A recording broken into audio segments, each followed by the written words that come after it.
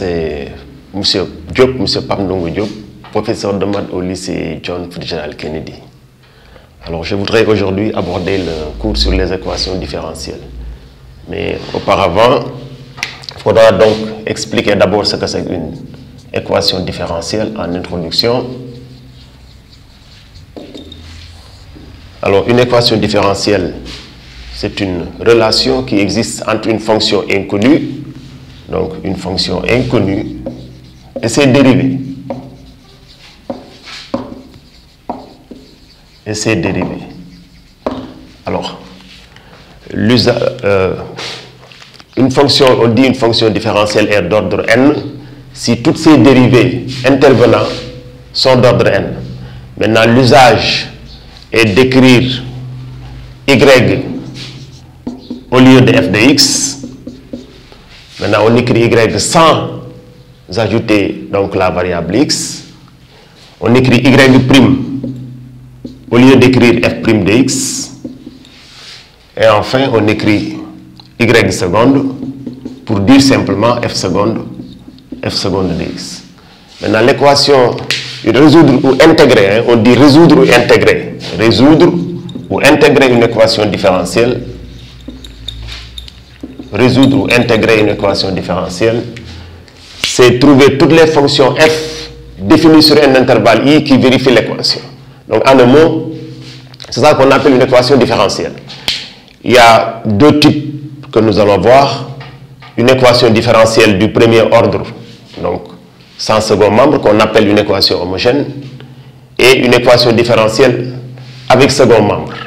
Tout ça, on y reviendra pour montrer comment résoudre une telle équation. Nous allons voir donc en grand 2 une équation différentielle. Équation différentielle du premier ordre. Donc quand je dis du premier ordre, ça veut dire avec une dérivée première. Donc du premier ordre sans second membre. Sans second membre. C'est-à-dire le second membre est nul. Sans second membre. Donc, une équation différentielle du second sans second membre, on appelle ça aussi une équation homogène. Une équation homogène. Une équation homogène. Alors, donc, nous allons donc donner la forme d'une équation différentielle du premier ordre sans second membre. Donc, elle est de la forme AY' plus BY égale 0. Donc ici c'est le premier membre, là c'est le second membre. Vous voyez, on avait défini au départ qu'une équation différentielle, c'était une relation entre une fonction qui est inconnue et ses dérivés. Là j'ai mis AY', donc je parle simplement de la dérivée première. Alors pour résoudre une équation différentielle de ce type, je l'ai dit tantôt, il va falloir trouver toutes les fonctions définies sur un intervalle i qui vérifient l'équation. Autrement dit, la solution de l'équation différentielle, elle est de la forme y égale k exponentielle de moins b sur a. Voilà, avec k, une constante arbitraire. Une constante arbitraire. Nous allons tout à l'heure démontrer d'où provient cette relation-là. Nous l'avons donnée directement. Bon, souvent j'ai dit, on écrit y à la place de f de x. Mais rien n'interdit qu'on peut écrire f de x au lieu d'écrire y. Nous allons apporter une preuve de cette relation-là au lieu de la donner comme ça. Alors, regardez ici. Je dis preuve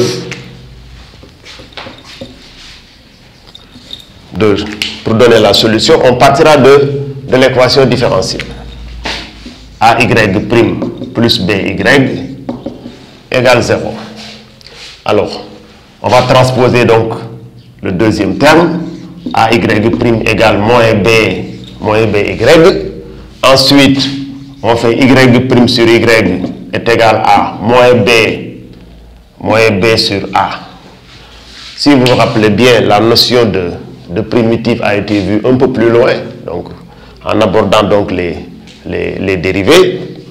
Vous avez vu, même avec les fonctions logarithmes, vous avez vu que toute expression de la forme Y' sur Y admettra comme primitive ln2 valeur absolue de y qui est égale simplement à moins b sur a plus une constante c.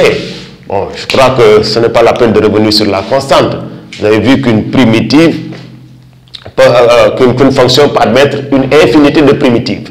Alors c'est pourquoi on ajoute la constante c, qui risque à être déterminée. Alors, vous avez vu donc les relations qui existent entre la fonction logarithme et la fonction exponentielle. Ce sont des fonctions qui sont réciproques. Alors nous allons déterminer donc la valeur absolue de y ici. Donc on va passer donc de la fonction logarithme vers la fonction vers exponentielle. Nous aurons valeur absolue de y ici, ça nous donne exponentielle de moins b sur ax plus c. Donc voilà comment déterminer ici y. Mais ce n'est pas fini. Nous avons une valeur absolue là. Alors compte tenu de la relation sur les puissances, déjà vue dans les petites classes, je rappelle que le second membre ici, exponentielle de moins b sur ax, on peut dire qu'elle est de la forme a exponentielle de a plus b, ou bien je mets x, y pour ne pas créer des confusions entre les a et b. Donc je mets x plus y. Ça va donner exponentielle de x multiplié par exponentielle de y. Ça, c'est un simple rappel. Autrement dit, cette expression-là peut être transformée ici. Donc ça va donner exponentielle de moins b sur ax multiplié par exponentielle de c. Alors, nous cherchons y, mais comme c'est en valeur absolue naturellement, il va falloir obtenir deux solutions. Nous aurons alors y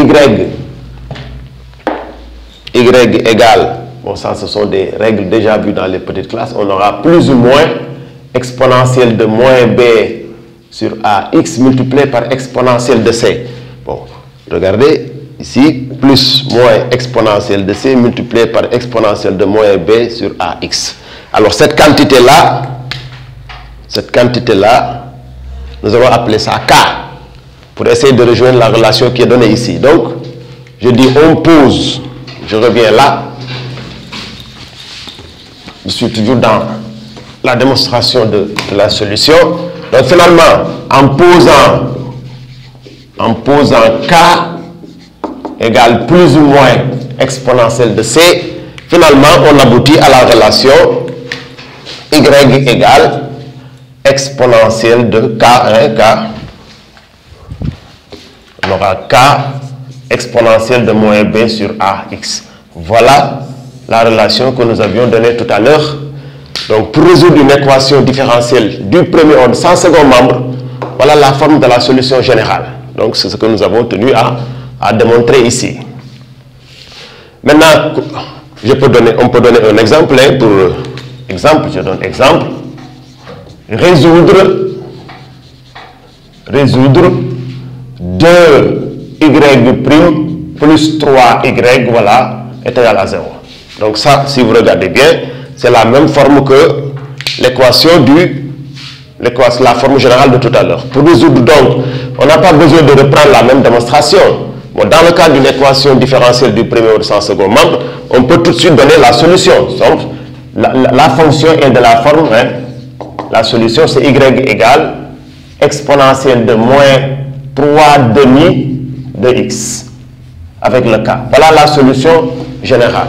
Naturellement, ce cas-là peut être déterminé en donnant des conditions initiales. Autrement dit, pour déterminer le cas, il suffit de prendre un point, par exemple A, de coordonnées x0, y0, et de remplacer ici au niveau de l'équation, c'est-à-dire y0 va devenir y. Je mets donc, pour trouver ça, on met y de y0 est égal à exponentielle k exponentielle de moins 3 demi de x0. Bon, naturellement, x0 et y sont des réelles données. Je peux dire par exemple déterminer k sachant que a passe par a de coordonnées 1, 2. Qu'est-ce qu'il faut faire? On met 2 égale k exponentielle de moins 3 demi. Voilà. Donc ici, on pourra déterminer le k. Donc k, ce sera simplement 2 sur exponentielle de moins 3 demi.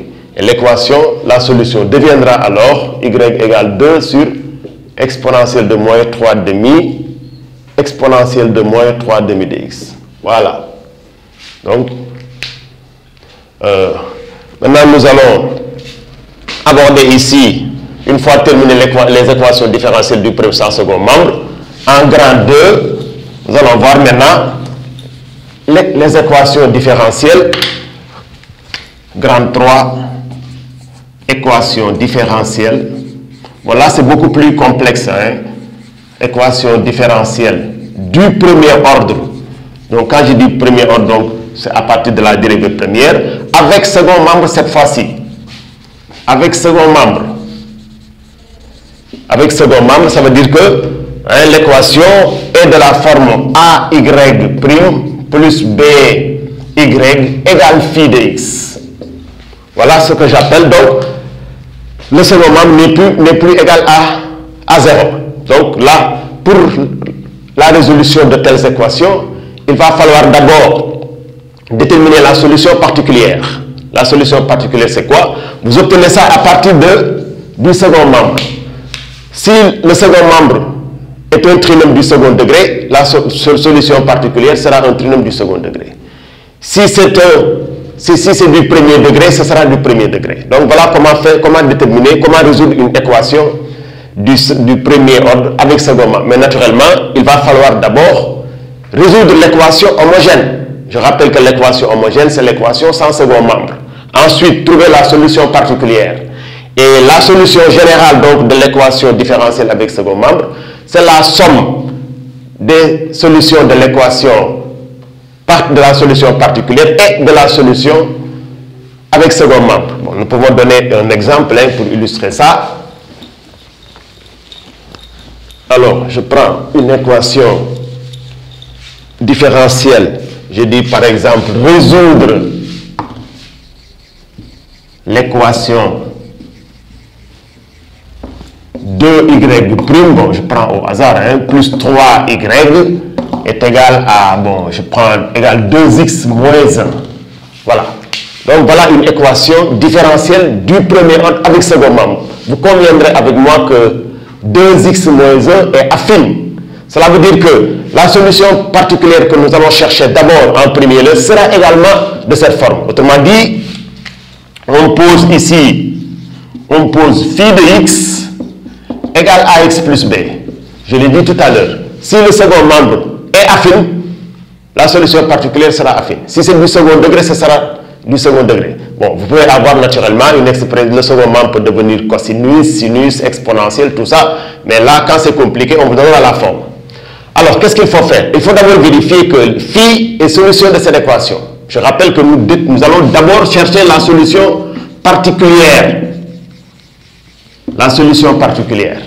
Alors, donc, phi est solution de l'équation. Phi solution, si et seulement si 2 phi prime de x plus 3 phi de x est égal à 2x moins 1. Voilà ce que nous allons faire pour déterminer A et B, parce que c'est ce que nous cherchons. Or, phi de x égale ça, il faut calculer sa dérivée. Hein? Je calcule phi prime de x, ça me donne A.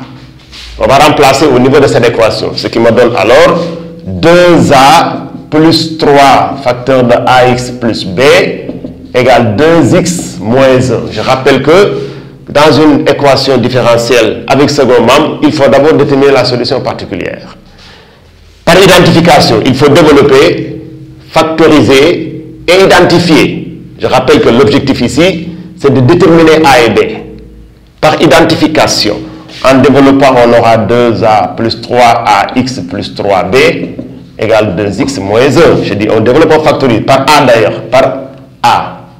Ici, j'ai 3ax, donc, plus 2a plus 3b est égal à 2x moins 1. En identifiant 3a égale 2, en prenant les coefficients de même monome, hein, ici, de même degré, degré 1, degré 1. Donc, on peut dire que 3a égale 2, ce qui me donne a égale 2 tiers. Et ici, c'est une constante, moins 1 est une constante.